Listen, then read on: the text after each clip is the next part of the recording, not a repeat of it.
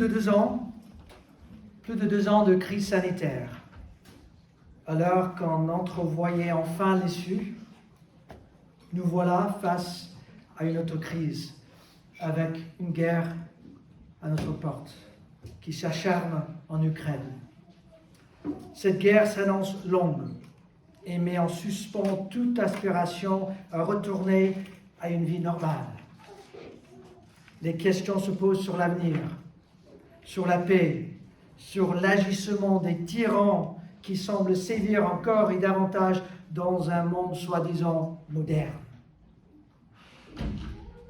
Et si on se mettait à dresser une liste de questions dures que suscite tout ce que nous avons vécu avec ce que nous sommes en train de vivre, quelle serait la nature de ces questions-là? Quelle serait l'attitude devant ce qui nous interpelle? Il paraît que les Français ont érigé l'art de râler en sport national. Vous allez me dire, qui êtes-vous, étranger, pour promulguer des idées reçues sur des Français? Mais assurez-vous, ça fait un moment que je suis en France et c'est un sport que j'ai même tenté moi-même. Et j'avoue que je ne suis pas très fort. Par ailleurs, j'ai récemment lu un article qui explique le côté utile, même sain, de se plaindre. Vous êtes contents, hein?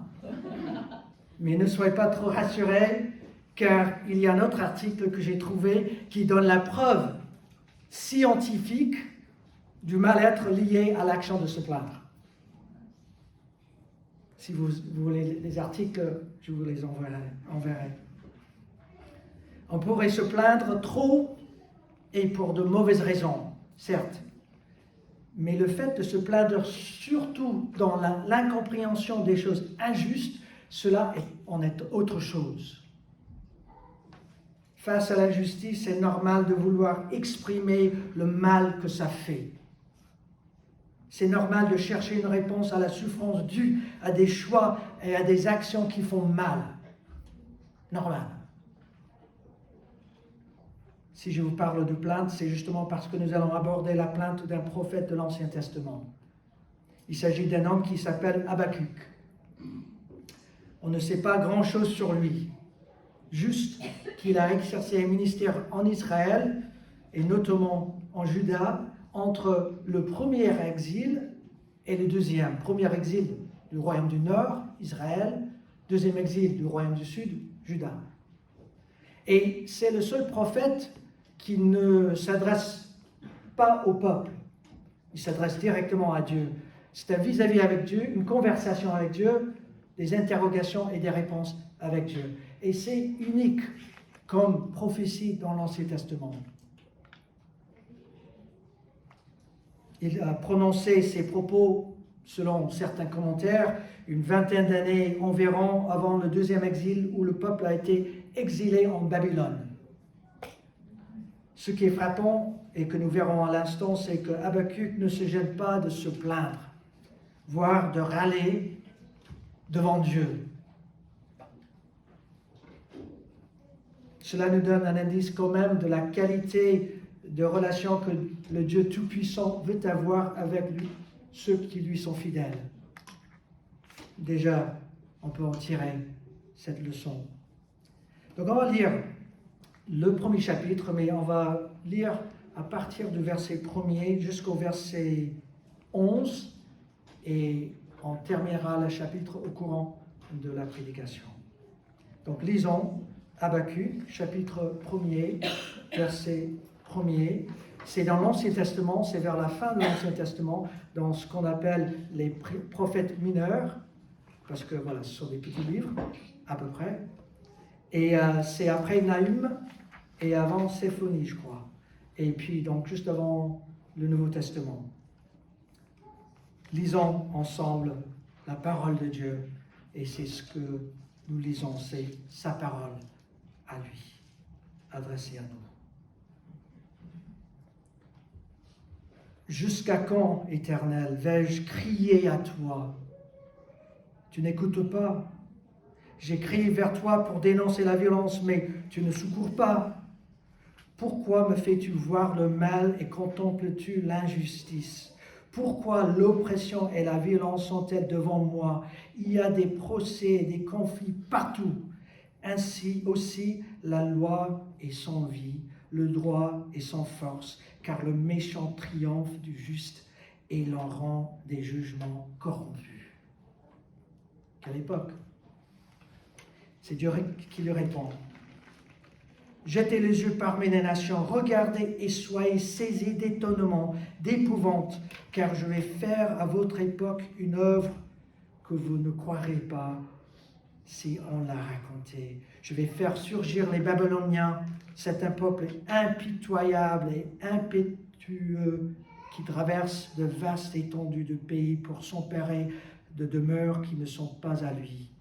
Il est terrible et redoutable. Il est la source de son droit, de sa grandeur.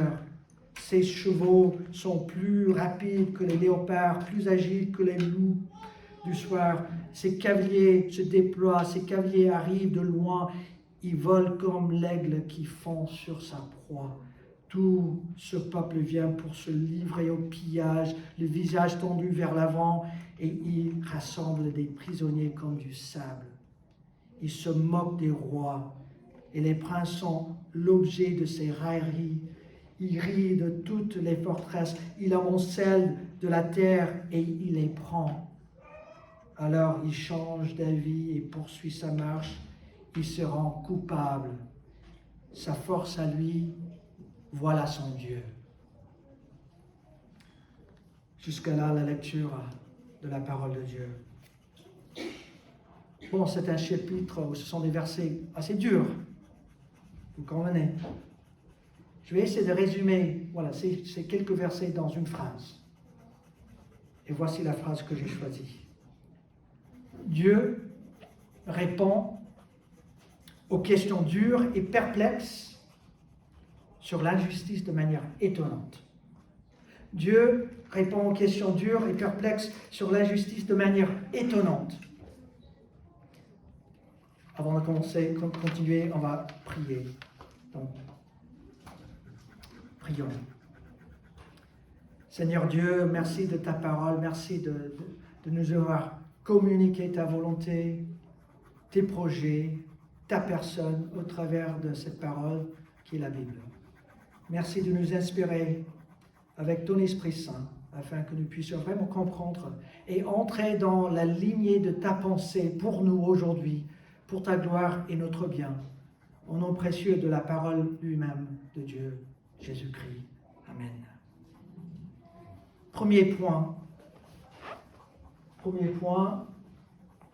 l'injustice suscite des questions et constats perplexes chez le prophète. C'est évident. Voilà, c'est ce qu'on vient de lire. Le cri du prophète décrit l'ampleur de l'injustice. Les versets 1 à 4, c'est un véritable cri. On dirait que ce prophète, il est désespéré. Jusqu'à quand, Seigneur? Jusqu'à quand? Cela veut dire que le problème de l'injustice qu'il constate ne datait pas d'hier. Le contexte historique nous décrit des problèmes sociétaux. Le peuple d'Israël du royaume du Nord a été déjà exilé à cause de leur infidélité à Dieu. Le peuple de Juda est sur le point d'être exilé à cause d'une infidélité croissante, voire destructrice. Dans les deux cas, le peuple a choisi tout simplement la rébellion. Ésaïe, un autre prophète dans l'Ancien Testament, en fait une description révélatrice dans les premiers chapitres de sa prophétie, notamment dans le chapitre 5, où il cite, en fait, il décrit des malheurs dans ce chapitre-là. Et c'était un moment dur, un moment pas vraiment beau pour le peuple de Dieu. Parce que dans ce chapitre, on voit un malheur, c'est que à ce moment-là, on appelait bien ce qui était mal. On appelait mal ce qui était bien. C'était véritablement le monde à l'envers. Et ce peuple-là courait à son jugement. Et vers la fin du royaume de Juda, l'auteur du livre des rois fait un horrible constat quant au règne d'un des derniers rois du royaume du Sud avant l'exil, à savoir Manassé. L'injustice de son temps était flagrante. Et cette injustice montrait sa vraie couleur. Il s'agissait du rouge. Écoutez ce que l'auteur du livre des rois, deuxième roi, chapitre 21, verset 16, dit, la façon dont il décrit le règne de Manassé. Manassé répandit aussi beaucoup de sang innocent, jusqu'à en remplir Jérusalem d'un bout à l'autre. Outre les péchés qu'il commit et fit commettre à Juda en faisant ce qui est mal aux yeux de l'Éternel. On voit le désarroi d'Habakkuk parce que voilà le contexte.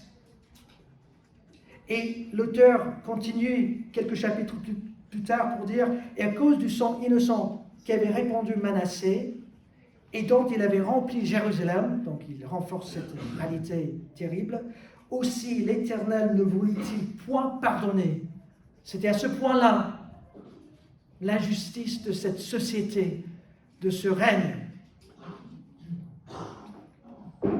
On dirait que ce prophète, quand il s'exprime devant Dieu, il est au bout.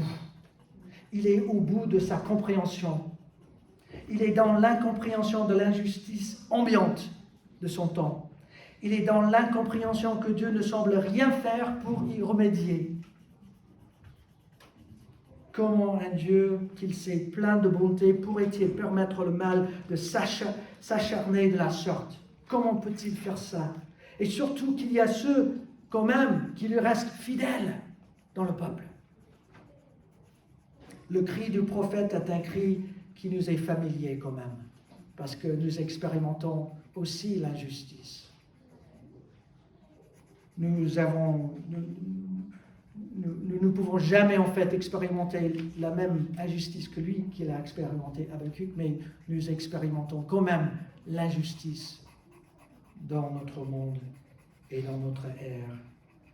Nous pouvons compatir car l'injustice nous trouble aussi de nos jours.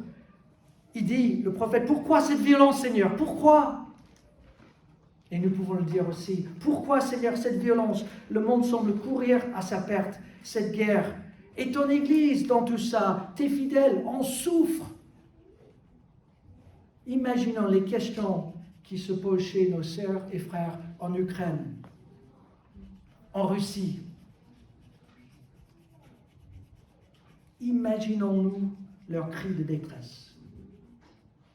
Pourquoi toute cette violence, Seigneur? Il y a des interrogations, voilà, pour les croyants. Pourquoi toutes ces disputes? Il dit ça aussi, et querelles. Vous savez, les 2 dernières années ont suscité des polémiques de part et d'autre, et même au sein de l'Église, de par le monde. Pourquoi de tels désaccords, Seigneur? Pourquoi toute cette injustice? Pourquoi la méchanceté semble toujours emporter? On pourrait éprouver le même sentiment qu'a éprouvé Habakkuk de nos jours. On pourrait éprouver les mêmes sentiments face à l'injustice. Peu importe l'échelle de la souffrance, que ce soit personnelle, que ce soit sociétale, ça fait mal. On en souffre. Je pense à une période personnelle où j'avais littéralement crié à Dieu à cause d'une injustice sur laquelle je n'avais la moindre maîtrise et qui m'a anéantissé. Je pense à des propos politiques qui m'agacent sur des questions éthiques, morales, sociétales, que je sais très mauvais, je le sais, et je me sens impuissant à y faire front, car la plupart semblent être en phase avec, la plupart de notre société semble en phase avec les choses avec lesquelles je suis tout à fait en désaccord. Vous avez senti ça parfois? L'injustice fait mal, surtout quand on se sent impuissant. Je peux imaginer l'impuissance qu'a ressenti Habakkuk. Oui, je n'étais pas là, mais je peux quand même l'expérimenter parce que la justice continue. Elle est toujours d'actualité. Et ici, je pointe un mot-clé, un mot bien théologique. Souvenez-vous, en fait, ça c'est une conversation entre le prophète et Dieu. Voici le mot théologique. Vous êtes prêts? Théodicée. Ce n'est pas Léodicée, mais Théodicée. Est-ce que vous avez entendu parler de ce mot-là? Non. Théodicée. Qu'est-ce que c'est la Théodicée? Ce qui veut dire plaider la cause de Dieu face au mal. Pourquoi le mal si Dieu est bon? Ça, c'est poser une théodicée. Autrement dit, c'est la justification de la bonté de Dieu en dépit du mal qui existe dans le monde. Si Dieu est bon, pourquoi le mal existe? Habakkuk, il fait une théodicée dans ce texte-là. Et s'il y a une chose à retenir dans ce message, ce sera la suivante. Dieu, et c'est important, c'est très important, Dieu accueille, il écoute les questions dures et perplexes face à la justice.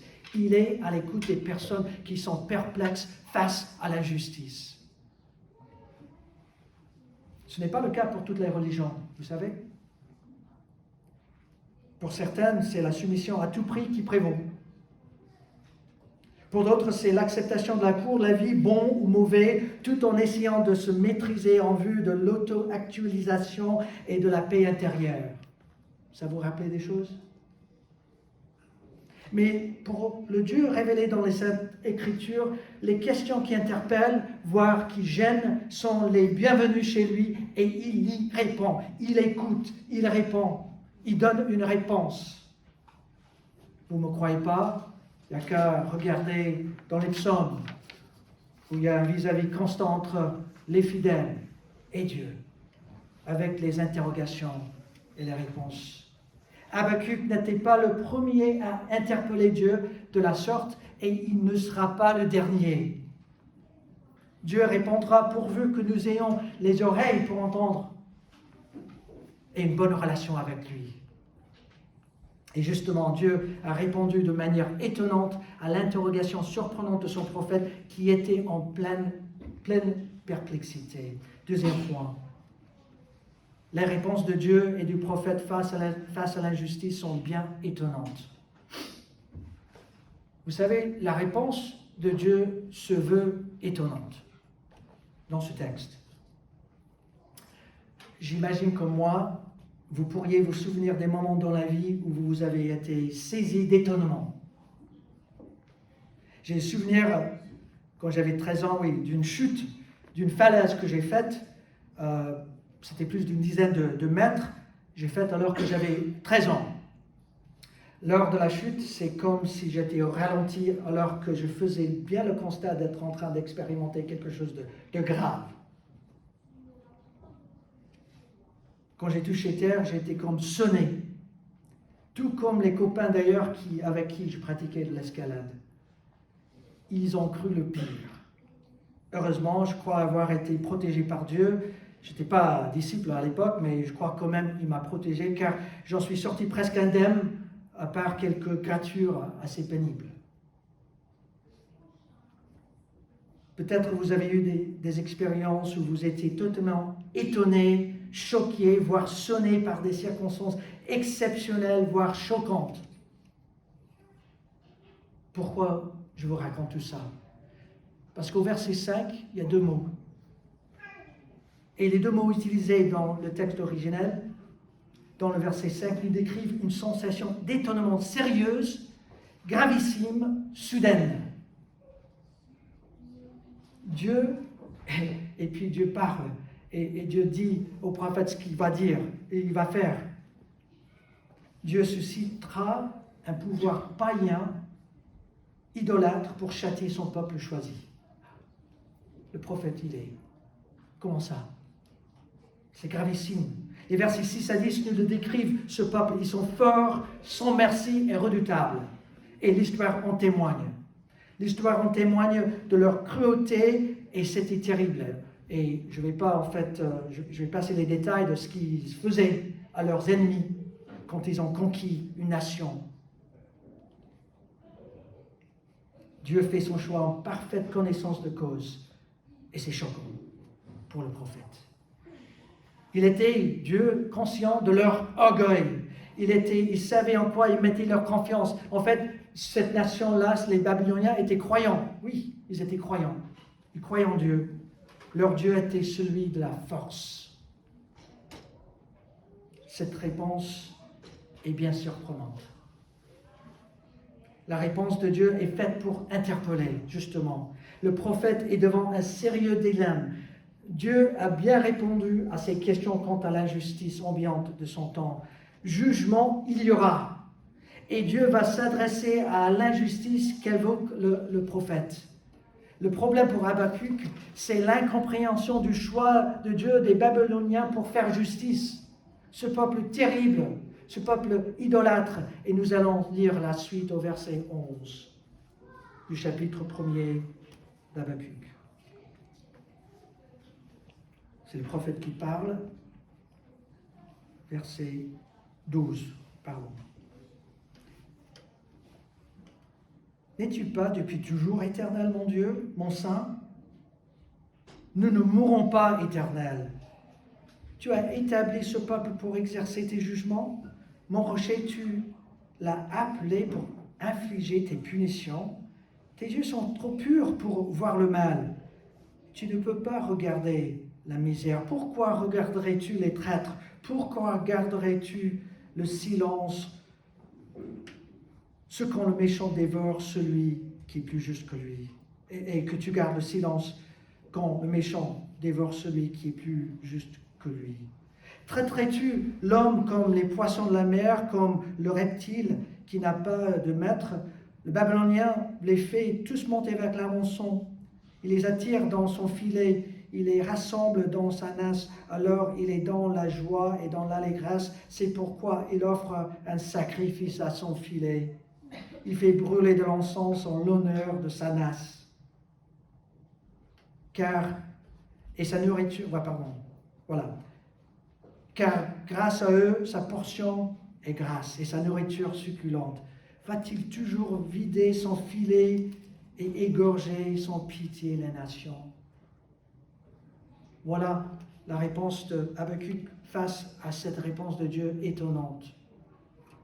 Et je me mets pour un instant dans la peau du prophète et je vais essayer de paraphraser ce qu'il vient de dire, ce qu'on vient de lire. C'est comme s'il se dit, ok, je capte.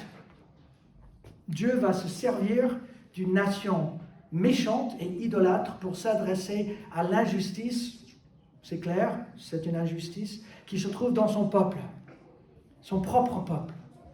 Dieu va châtier son peuple au travers d'un peuple qui est lui-même bien coupable et même peut-être plus coupable que son peuple.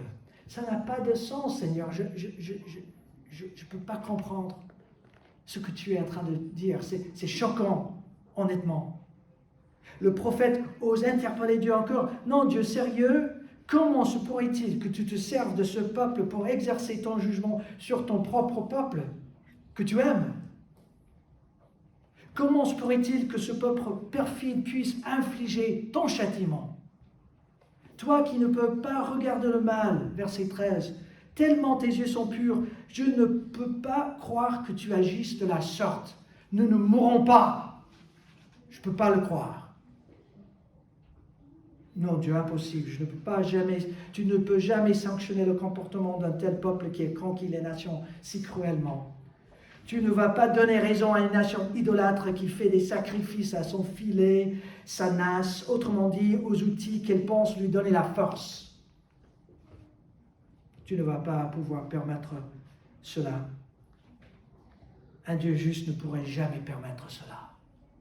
Voici la théodicée. Explique-toi. Il ne dit pas, mais en quelque sorte, il veut que Dieu réponde. Et Dieu va répondre dans le 2e chapitre. Voilà la façon dont se termine ce chapitre. Donc, je dois vous laisser en suspens. Un véritable, comment on dit en anglais, cliffhanger. Je vais le dire en français, cliffhanger. Voilà, pour que vous compreniez. Un véritable cliffhanger, car la suite viendra avec le deuxième chapitre. C'est là où le prophète aura la réplique de Dieu. Mais cela est un autre message pour une prochaine fois. On verra ça. Entre-temps, je tente quand même pour aujourd'hui un mot d'application de ce chapitre. Troisième, dernier point. Dieu, je l'ai déjà évoqué, je vais le dire encore, Dieu se veut à l'écoute de ceux qui sont perplexes face à son jugement. Dieu se veut à l'écoute de ceux qui sont perplexes face à son jugement. Ce n'est pas la première fois qu'un fidèle ose interroger Dieu de façon quand même étonnante. Souvenez-nous d'Abraham devant Sodome et Gomorrhe. Il exprime son souci quant au juste qui serait détruit avec les méchants et il l'expose devant Dieu. Et Dieu a écouté Abraham et la famille de Lot est sauvée. Donc ce n'est pas la première fois. C'était le cas pour Moïse qui est intervenu pour ce peuple, pour le peuple. Dieu était sur le point de juger sévèrement, voire anéantir son peuple à cause de leur rébellion. C'était le fameux veau d'or. Mais Dieu a écouté le plaidoyer de Moïse et le peuple est sauvé. Donc ce n'est pas la première fois. Habakkuk est dans la lignée de ces grands prophètes qui interrogent, qui posent la question à Dieu. On pourrait évoquer, et c'était évoqué ce matin, l'histoire de Job et d'autres fidèles qui ont posé de sérieuses questions à Dieu quant à son jugement. Le jugement et la justice de Dieu ont un caractère parfois impénétrable, mais sans que Dieu soit à l'écoute, à notre écoute, à l'écoute de ses fidèles. Justement, le socle de l'écoute de Dieu est une authentique relation d'amour. Il faut le dire. C'est important. Vous savez, quand nos enfants étaient petits, comme tout enfant, ils me posaient des questions, beaucoup de questions, de tout genre. Parfois, leurs questions me gênaient. Parfois, ces questions me fatiguaient. Quelquefois, je n'avais pas envie de répondre pour faire comprendre. J'étais fatigué. Mais la relation, quand même, me poussait à y répondre à cause de mon amour pour eux et mon désir bienveillant à leur égard. Il est ainsi pour Dieu, à notre égard, tout simplement. La preuve la plus importante de l'amour de Dieu se trouve dans son écoute bienveillante. Juste le fait qu'il écoute le prophète qui crie haut et fort par rapport à l'injustice, c'est extraordinaire. Mais comment savoir si Dieu nous écoute vraiment? Comment savoir? On le sait parce que Dieu s'est révélé. Dieu nous a laissé sa parole, la Bible, cette prophétie qu'on vient de lire. Et cette parole est suffisante. Oui, on ne va pas cerner pleinement la réponse de tout, mais on aura la réponse des choses essentielles. La Bible, on est capable, cette parole est capable de donner des réponses suffisantes, pas exhaustives nécessairement. Je suis convaincu, et ce sont des confessions qui le disent, que Dieu nous a donné tout ce qui est nécessaire pour la vie et pour le salut au travers de sa parole. J'en suis convaincu. Et justement, ce n'est pas anodin que Jésus dise, en dépit même de terribles épreuves, de terribles injustices, qu'il dit ceci: l'homme ne vivra pas de pain seulement, mais de toute parole qui sort de la bouche de Dieu. La réponse est là. Oui, peut-être pas parfaitement, mais on a des éléments de réponse dans cette parole que Dieu nous donne. Il nous écoute, il nous donne la réponse. La réponse est là pour tous ceux qui ont des oreilles. Jésus l'a répété à plusieurs reprises, les oreilles pour entendre. Et vos oreilles, sont-elles en état pour entendre? Comment savoir si Dieu nous écoute vraiment? On sait parce que Dieu s'est révélé, mais on sait aussi parce que Dieu s'est donné en Christ. Et ça, c'est extraordinaire. Ça, c'est peut-être la chose la plus extraordinaire et étonnante que je puisse dire aujourd'hui, ce matin. la réponse la plus extraordinaire, la plus, oui, étonnante à nos interrogations quant à la souffrance, à l'injustice, au jugement, c'est ceci, l'incarnation. Dieu qui devient homme. Dieu qui entre dans le monde déchu pour entrer pleinement dans les interrogations que suscite l'injustice. Il l'a fait. Il nous comprend. Il a des réponses. Et plus important encore, Dieu se donne. Il se donne lui-même en tant que victime de l'injustice sur la croix afin de nous offrir le fruit ultime de son jugement sur le mal, à savoir notre salut au travers de l'œuvre de son Fils bien-aimé. Dans quelques instants, nous allons partager le pain et le vin en mémoire de l'œuvre salvatrice du Fils de Dieu. Si Habakkuk s'étonnait du choix de Dieu pour s'adresser à l'injustice qui se trouvait dans son peuple à l'époque, combien, à plus forte raison, devons-nous nous étonner de son choix de donner son Fils unique et innocent pour prendre le châtiment lié à notre injustice, à notre péché. Si jamais on avait besoin de donner une justification de la bonté de Dieu en dépit du mal qui existe dans le monde, ce repas servirait de preuve incontestable. Pourquoi? Si je ne trouve pas, voilà, c'est là. Parce que il est venu celui qui n'a point connu le péché. Il a fait devenir péché pour nous, afin que nous devenions en lui justice de Dieu. Voici la réponse la plus extraordinaire, la plus étonnante qui puisse y avoir. Prions.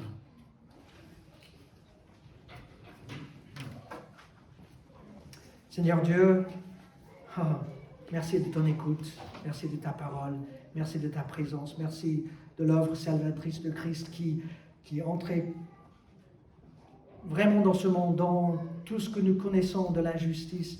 Il a expérimenté, il a cloué à la croix, il nous offre la vie, la vraie, pour toujours, pour l'éternité. Seigneur, que nous puissions vraiment vivre avec cette réalité quotidiennement, avec reconnaissance, et aussi avec force, surtout pour que les autres autour de nous puissent savoir qu'il y a un Dieu qui écoute, qui les a écoutés et qui s'est donné pour eux. Merci Seigneur. Gloire à ton nom. Amen.